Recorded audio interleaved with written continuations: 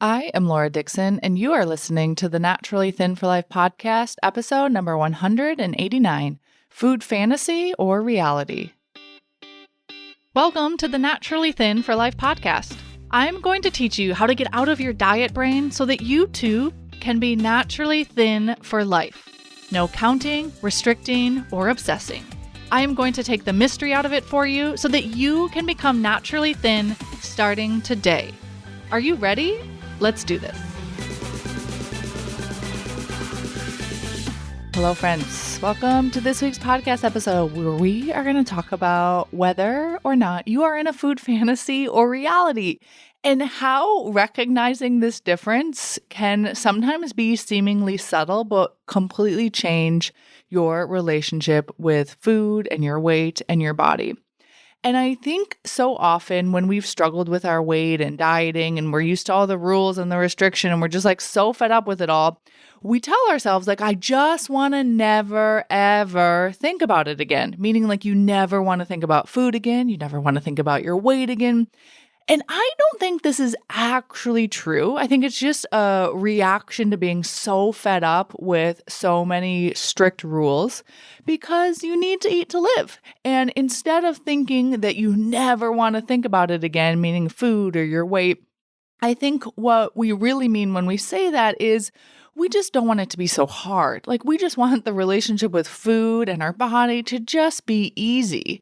And there's a man named Dan Sullivan, and he coaches entrepreneurs. And he has said this before that I've heard him say in conversations with other people where he will say, I don't want a relationship that I always have to work really hard at. Like, I just want the relationship to work. Meaning, yeah, you give it attention and you give the relationship focus and love, but it's not this like dreadful, begrudging hard work that you just don't really want to do. And I think the same is true in our relationship with food, right? We can recognize the reality is we are going to need to eat to live. And I think deep down, that reality is we want to do that, obviously. We want to nourish our bodies. We want to keep our bodies alive. And we want to really care for our bodies in a way that we enjoy and in a way that isn't so dreadful and so hard. And we want to live in the body that we want. And we just want there to be an ease. And so I think when we are used to a lot of dieting and the strict rules, and you have a diet brain, and your brain is just either preoccupied or obsessed about your food and your body, and you're tracking and you're measuring and you're dieting and you're exercising, or you've just like kind of swung the pendulum the other way and you're just like, screw it, I just can't deal with it all. When you're used to that kind of cycle all of the time, it can be easy to start to live in what I call a food fantasy. And I'm going to give you some very specific examples and then teach you how to know whether or not you're in a food fantasy or in reality and how to actually move from food fantasy land into reality and how when you do that, your actual fantasy will come true. I'm going to give you several personal examples. So I used to tell myself if I could just eat Rocky Rococo's pizza, and it was always pepperoni pizza, if I could just eat that pepperoni pizza with those Parmesan breadsticks and that great marinara sauce they have, if I could just eat that every single day and not gain weight, that would be a dream come true. That was like one food fantasy I had. Right. And I used to tell myself if I could just never think about food ever again, that would be amazing. Right. So when I would get so fed up with it all, I would just be like, if I could just never think about food ever again, if there was just a way where I just like never even got hungry and I didn't have to eat and I just never like had food in my life, like that's what I wanted. Right. Or I would say if I could just, get to this weight and never, need to exercise again when I was like forcing myself to get up early in the morning and do these insanity workouts. They were called insanity. It was like a Beachbody program at the time. And so a lot of these fantasies were just a complete rebellion against the rules that I was kind of putting on myself in my relationship with food and my relationship with my body. And so these are some of the more kind of grandiose ways that food fantasies show up, right? If I could just eat this one type of food and never gain weight, or if I just never needed to exercise ever again, or if I could just take food out of my life completely, right? Those are the very like, whoa, those are kind of like extreme food fantasies that show up in our own minds. And then there are a lot of subtler ways that food fantasies show up. So, when you have like a lot of anticipation around a particular food, or, what you're going to eat when the kids go to bed, or the snacks you're going to have when you get home after a long day at work, or the meal you're going to eat at the restaurant. And you have so much anticipation about this meal or this snack or this food's greatness that if it is not perfect, you get really annoyed. And so I used to think I was the only one that had these type of neuroses. And now talking to hundreds and hundreds of other women, apparently I'm not alone. So here's what I really mean. You have this food fantasy about the snacks you're going to eat tonight after a really long day, and maybe the glass or two of wine you're going to incorporate in. And you go and you're like ready. You're going to sit on the couch and you're planning in your mind before you even do it. You're like, I can't wait to sit on the couch tonight and eat my gluten-free, grain-free, super tasty tortilla chips and this salsa that is just to die for. It's as good as homemade. And then you tell yourself, I can't wait to, when I'm done with those tortilla chips and that salsa, I'm going to have a half a bar of dark chocolate with almonds and sea salt on top. And it's so good. I just cannot wait to sit down by myself and decompress with these snacks. And I mean, it's like you're saying goodnight to the kids and you're not even really totally present. You're just really anticipating the snack situation you're about to have. And you just cannot wait to sit down and eat this food. And then you put your kids to bed and your husband's kind of telling you about his day and you aren't really listening. You're just thinking about this tasty food you are about to eat. And then finally he stops talking to you and he goes down to the basement to tie a fly because he really loves to fly fish. So he ties his own flies for fly fishing in the evening sometimes because it's his hobby. And now it's just you and your snacks. There he is. He's not there. And you get your bowl and you put those grain-free, gluten-free tortilla chips in that bowl. And of course, you're eating a few, before they've even hit the bowl. And you get out that salsa and you start dipping them in the salsa. Even though you have your little cup, you're going to put the salsa in anyways. And you then put some salsa in there and you start eating them. And you're even eating them on the way over to the couch. And you're just like, this is so good. And you move over to the couch and you keep eating them. And it's just like, big sigh, big exhale, and then your kid comes down from upstairs and they have a question about a glass of water, or maybe they need some more toilet paper, or, hey, mommy, I just have a question for you that's completely random. And as soon as they start talking to you and as soon as you realize they're there in your snack space, you have this intense irritation in your body. You are so annoyed.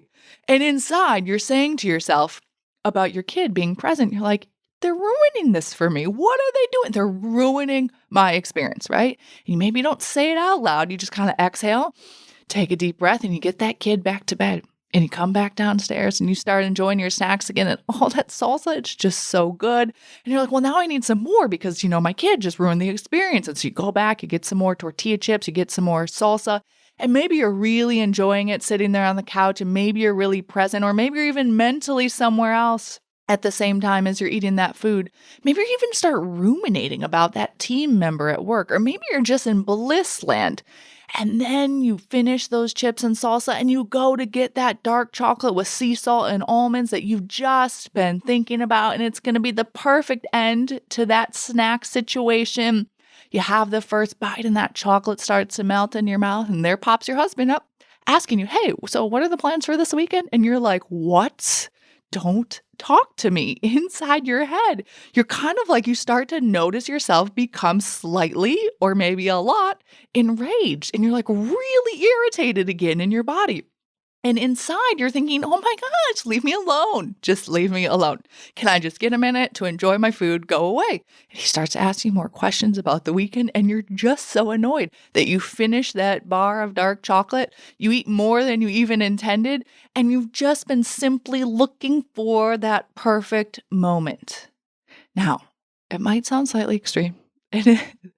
And for sure, a personal example that I've had this experience many, many times. And this is what I mean as a more subtle food fantasy, right? So like I was saying in the beginning, we have these kind of grandiose fantasies about our like entire relationship with food. And then we have these subtler ways that these food fantasies show up, where you have so much anticipation and you want your food experience to be so perfect that when anything gets in the way, you kind of have an extreme emotional reaction given the actual circumstances, right? So in the example I just gave you, circumstance of your child saying words, circumstance of your husband saying words, and you feel enraged because you've anticipated this food experience and this was not part of it. And so you're living in a food fantasy. And other ways that these type of food fantasies may show up is maybe like when you're going to a restaurant and you just cannot wait to order your favorite meal. I mean, you've been there before and you can taste that ribeye that you just ordered. It has the perfect medium rare temperature, which is like kind of medium rare, but a little bit more medium. And you're just like hoping they remember how to do it perfectly because they're like, I don't know, should I get it medium? Should I get it medium rare? I mean, I want the pinkness in the middle to just be perfect. And you remember that peppercorn blackedness that they, char grilled it with on the outside. And like you can start to taste it in your mouth and you're so looking forward to it. And you're sitting there with the other people that you're with and you're maybe kind of talking to them, but you just cannot wait for that food to come out. And the server comes by with some food and you kind of look at them and you're like, is that my food? And you're so excited, but no, they go to a different table. And you see someone else has that ribeye at their plate and you're like watching them cut it open and you're like, is it going to be right? Is it going to be right for me? Is it the perfect amount of peppercorn blackedness, charredness that is on there? And then it comes and it's finally your turn and that steak is there and it's in front of you and you want to dig in and you do and you start to cut into it and you're like, oh my gosh, it's too rare. They messed it up. It's too rare. You're pissed, like genuinely pissed. Maybe for some of you, it's not this extreme, but I secretly know it is like this for many of you. Maybe you're just even slightly annoyed. And then you're like, do I send it back? And you like talk yourself and you're like, no, it's fine. And then you're like, you eat another bite. You're like, no. And you're just like really annoyed. And you're like, I had this perfect anticipation of this moment and this is just not meeting up to my expectation. So you send that steak back and the whole time the other people you're with, they're eating. And you're not even listening to them. You're just watching them and you're thinking, this is just not going according to plan. And then your steak comes back and it's like a little bit better, but it's just, not exactly the way you wanted. And then because you're kind of so annoyed, you're not really paying attention to the food you're eating and you're just still like ruminating a little bit. You're like coming off of the pissed and the rage and you're just eating and you're kind of paying attention, but you're kind of not and you're still a little bit annoyed. So you eat past your optimal satisfaction level. And again, in this situation, it's like you're on the hunt for that perfect food moment, just like you were when you were on the couch and you were interrupted. Or maybe it shows up for you when you go to get your coconut milk chai latte and you have an expectation that this drink needs to be at the perfect temperature. It needs to be filled to the exact right spot on the cup. And you order it and you go to pick it up and you lift it up and you think, oh my gosh, it's not hot enough. I can just tell by the way that I'm holding the cup that it's just not hot enough. And you drink some and it's just slightly below your ideal temperature. And you're like, oh, they messed it up again. And you lift it up and you're like, I can just tell there's way too much foam. I mean, they didn't even fill it up right. And you're just like, no one can do anything right but you. And you're really annoyed now that you got that drink. And you're like, should I reorder it? Should I reorder it again? And then you go and you drink it and you don't really enjoy it because you're just so annoyed. These are all food fantasies. And so a food fantasy can either be vague, like I shared in the beginning, like I just want to eat this one type of Rocky Rococo's pizza forever and I never want to think about it ever again and I never want to gain weight or I just want food out of my life, whatever those kind of vague fantasies are. Or it can be super specific, like my snacks on the couch example, or the ribeye at the restaurant, or your coconut milk chai latte. Now, I personally understand all of these examples. They may or may not be from my own personal experience. And I want to be clear about this before we go further. I am not saying you shouldn't enjoy your food. I totally think you should 100% only ever eat food that you enjoy, right? I think we want to be slightly excited. We want to have a positive anticipation about the food we're going to eat. And we want to have high standards for ourselves, like tasty food that also feels good in our body. But what I do mean is that when you've created such a perfectionistic, idealistic, really a fantasy in your mind, and then it doesn't go that way, and you have a significant emotional overreaction, you're just really not helping yourself out because then you often end up eating more and not feeling as good afterwards and not even enjoying the food that you had hyped up so much so in your mind. And here's the real truth. When you get out of food fantasy land and you move into food reality, what it means then is that when you're living in food reality, you are actually more honest with yourself. And the fruition of what you truly want in the fantasy comes true in reality. You cannot have what you really want come true in this fantasy land. And here's what I mean by that. Most of us want to eat food that we love and feel incredible in our bodies. I think that's the true fantasy, and I think many people don't think that that can be a reality, but it truly can be your lived reality where you eat food that tastes good, that you love, and that leaves you feeling incredible. But when you stay in fantasy land, you can never actually achieve that in reality. Because in the food fantasies, you miss out on the realization of, I ate way more of that ribeye in that restaurant than I actually wanted. And you miss out on the realization and the honesty with yourself that, that just actually didn't feel so great. Because instead, all you remember is being so irritated that your brain doesn't even want to think about how you want to physically feel in your body. Your brain doesn't even put the pieces together that you ate past your optimal satisfaction level. Your brain won't even tune into how you want to physically feel in that restaurant situation because you're so annoyed and irritated because you've built up such a strong food fantasy that then you miss out on eating that ribeye and leaving the restaurant feeling incredible, which is what you really wanted anyways.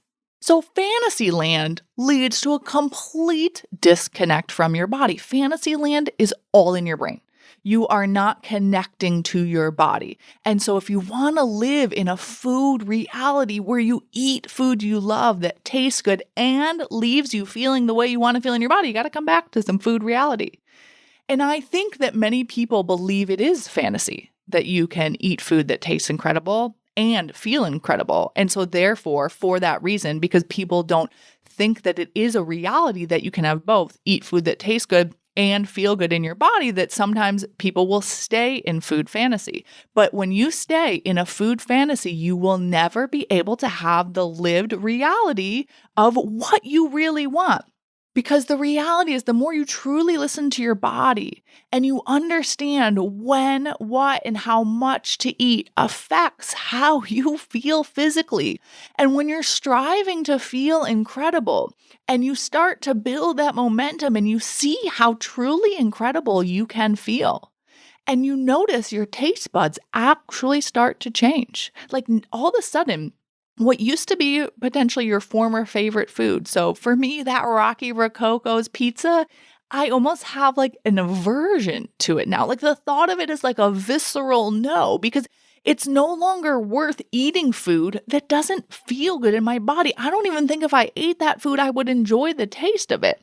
And so when you are in a food reality and you're listening to your body and you're understanding that you can feel even more and more and more and more incredible, and your taste buds start to actually reflect that, and all of a sudden you see food that you used to think was irresistible and it's no longer just worth it to you to feel ugh or yick or even slightly subpar in your body, that then you start to live in the reality where you have an incredible relationship with your body and an incredible relationship with food. And what you wanted in that grandiose fantasy of just never having to think about it ever again, it's kind of starting to come true, where you are thinking about it. You do have a relationship with food. You do have a relationship with your body, but it's freeing and it's peaceful and it's enjoyable. And that's the reality of what you really want. You never really wanted to never think about food again. You just wanted the relationship with food in your body to be one that was super enjoyable. So for me personally, peanut M&Ms, they were just always my favorite, like the irresistible food. I remember procrastinating, doing work, doing projects, and just like hand to mouth those peanut M&Ms while I was watching TV.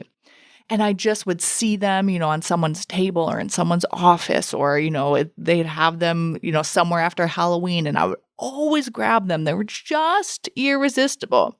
And now the taste of those peanut M&Ms, it's almost repulsive. I just don't enjoy them, and they don't leave me feeling the way I want to feel in my body. So I don't have to work to not want them. I just genuinely don't want them. So do I enjoy some dark chocolate with those sea salt and almonds inside? Sure.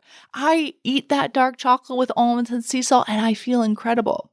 Yet, my taste buds for a whole bar of that dark chocolate in one sitting, I genuinely just don't have the taste for that. I don't eat a few bites and think, I need to force myself to stop eating this chocolate. No, I just actually want to stop eating because, first of all, I know I'll probably have more tomorrow. But more importantly, I just want to feel really good. So my taste for, the second half of that bar of dark chocolate, it just genuinely isn't there because of living in a food reality where you're connecting to how food feels in your body. But when you're in that food fantasy and every bite of that chocolate needs to be perfect and you're pissed when someone interrupts you, you miss out on the reality of simply eating it and enjoying it and not wanting anymore when your body is just good and done. And you miss out on that because you're built up this fantasy and every bite needs to live up to that fantasy. And then you get so irritated when it doesn't always go that way. Or maybe someone doesn't even interrupt you when you're eating those snacks and you're eating that chocolate. And when you just keep eating that chocolate, thinking you are in bliss and completely ignoring your body saying, hey, yo, we're good. So when you're in the fantasy of the snacks on the couch or the ribeye or that coconut milk chai, creating that bliss for you, you miss out on the complete reality of what you really want, which is to eat food that tastes good, to enjoy it, and to feel physically good in your body, and to not feel bound to food, to feel completely free. You cannot feel completely free and peaceful around food when you're living in a food fantasy. And sometimes that means when you are in reality, you just need to be a little more honest with yourself, which can take a little bit of practice. That doesn't mean beating yourself up or being super hard on yourself, but being in food reality means connecting to how food feels in your body. And the more you connect to how food feels, and when you recognize that food doesn't actually feel good, and what you really want is to feel good, your taste buds will change over time. But there is that level of honesty with yourself that it's actually a lot easier to live in food reality and be honest with yourself than to live in fantasy land. When you're feeling honest with yourself, when you're telling yourself the truth about how food feels in your body, when you're living in that reality, you feel more in control. You feel more peaceful. You feel more free because you understand I can totally eat that food. But you've practiced the honesty with yourself that if I do eat that food, if I do eat that Rocky Rococo's pepperoni pizza and those Parmesan breadsticks with that marinara, I'm going to feel terrible. Even if I eat a couple bites, I know I'm going to feel terrible. So all of a sudden it starts to lose its appeal. Or maybe you decide to eat it and then you don't feel as optimal as possible, but you're not like surprised. It's not like, oh, I didn't expect that to happen. You're like, oh, I knew that was going to happen. Now I just have some information and I'll decide if I want to do that again. It's so much more freeing and peaceful. So the more honest you are with yourself, the more you simply recognize that when you are in food reality, you actually get what you truly want. To eat food that tastes good, live your life with ease, and feel incredible in your body. And sometimes that honesty for me when I'm in food reality means that when I do eat something that didn't sit quite right, either in the type of food I ate or the quantity, and this still happens to me. I'm not void of ever having this experience. It's less frequent and way less intense than it ever used to be. But I'll notice if I ate maybe, a little later than I knew would maybe be best for my body, or I ate a little bit more in quantity and I knew the type of food would feel good, but I ate past my optimal satisfaction level, even a little bit. Sometimes it can take 2 days to get back to feeling as lean and fit and kind of like cleaned out in my body as I'm used to. But that honesty is so empowering. You feel so much more in control. And the honesty is also that the food itself is not what allows you to relax or decompress or enjoy a situation. Sure, the food can be part of it, but the fantasy is that the food is cause and effect. The reality is that you can relax and decompress or have fun and enjoyment without the food, without needing the food, and then simply decide to eat or not as part of the experience, but not because the food creates the experience.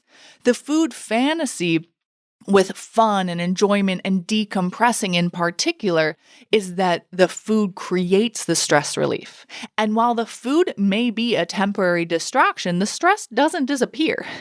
The reality you miss out on when you're in this fantasy of believing that the food itself creates the decompression, the food itself creates the fun, the food itself creates the super enjoyable experience with other people.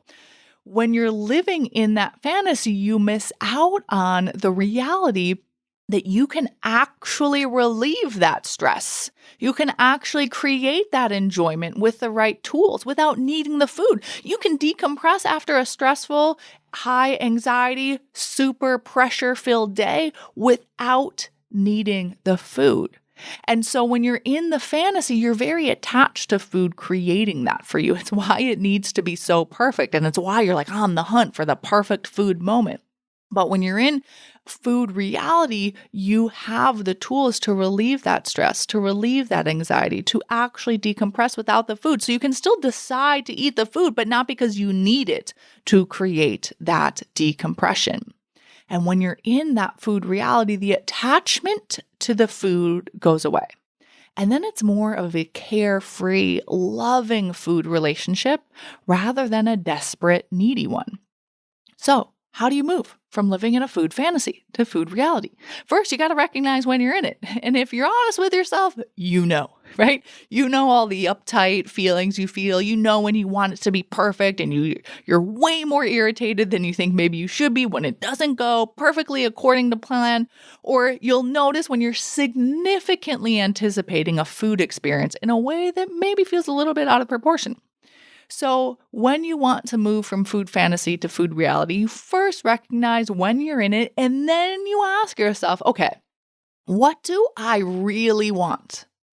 And I believe for myself and for a lot of you that it's to feel incredible, that you want to eat food that tastes good. You want to feel physically energized and lean and fit and alive and vibrant in your body. And if you want to decompress, you can recognize that the food isn't doing the decompressing, that you've potentially just told yourself and created this habit where you think the food is doing the decompressing. But when you recognize and you have the tools to decompress, and I teach you how to do that in several other episodes, when you have the tools to decompress and you can create some calm, you can create some relaxation, and then decide whether or not you want the food, that's where the freedom really lies. And that's where the fruition of the food fantasy comes true, where you get to feel incredible, eat food that tastes good, and feel completely at peace and free in your body and in your relationship with food. So I will hear women inside the Naturally Thin for Life membership, they'll say, I went on vacation and I came home and I was like, 3 pounds or 5 pounds lighter than when I left. Or one time there's a woman who went on her bachelorette party to an all-inclusive resort in Mexico, and it was her bachelorette party and she came home like 3 or 4 pounds lighter. And I'll say to them, how did you do it? Now, I know why, and I know how they did it, but I want them to see exactly how they did it, and I want other people to hear it so they can recognize their own success, and other people can see that this isn't a fantasy, this is a reality that is available to anyone who wants it. And it can also be very easy when I hear women have this experience, it can be easy for them to gloss over it because it just becomes their new normal. And they all tell me a very similar story. Well, we were on vacation, and if other people were eating and I wasn't hungry, I just didn't eat because I wanted to feel really good the rest of the day. And, when we went to breakfast and I just wasn't hungry that early in the morning, I just decided I would eat later. And I chose food when I was hungry that was really tasty, and there was all this kind of food, and we went out to these restaurants and we were at this resort, and there was all this type of food I knew I could try, and so I was really excited to eat it, and I would just find food that I knew would taste good and that would leave me feeling the way I wanted to feel in my body. And sometimes they would say, I know there would be more food later, so I just stopped eating when I still felt lean and energized. And it was just never worth it to me to feel uncomfortable. And I'm on vacation, and so I want to be having fun, and so I want to be feeling really good in my body. I never wanted to feel heavy or weighed down or bloated, so I just didn't eat food that would leave me feeling that way.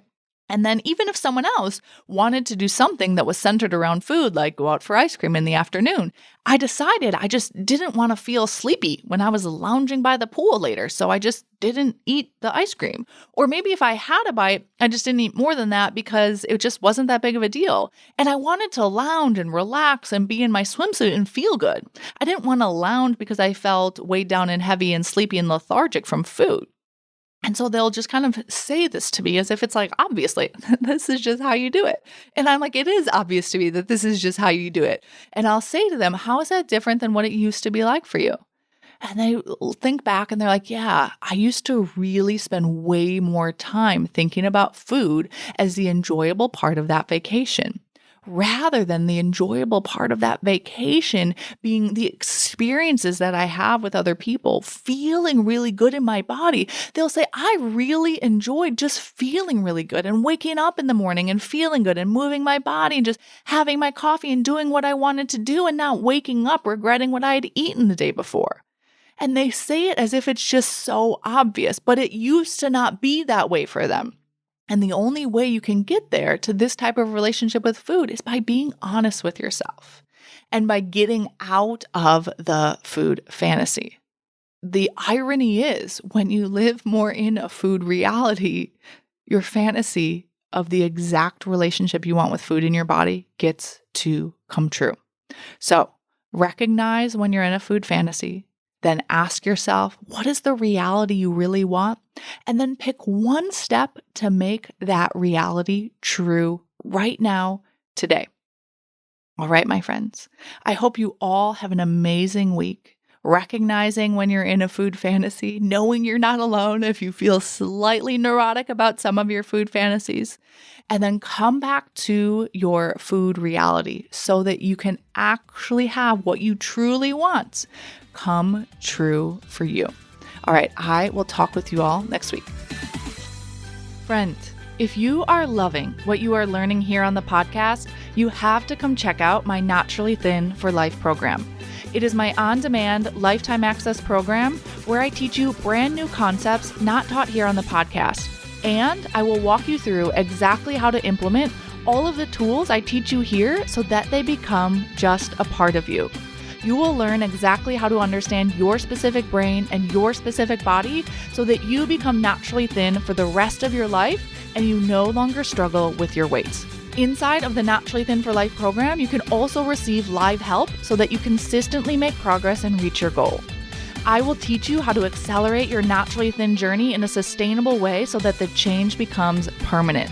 The best part is that it's risk-free. You either love it or I will give you your money back.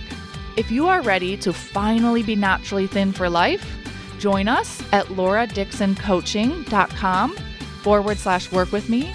That's LAURADIXON coaching.com and click on the Work With Me tab.